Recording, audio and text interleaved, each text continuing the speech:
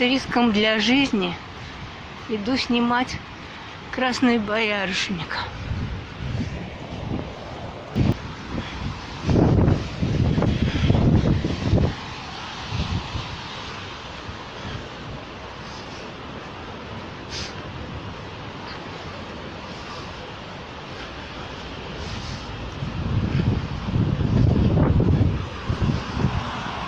Вот оно, чудо местное во всей красе во время урагана.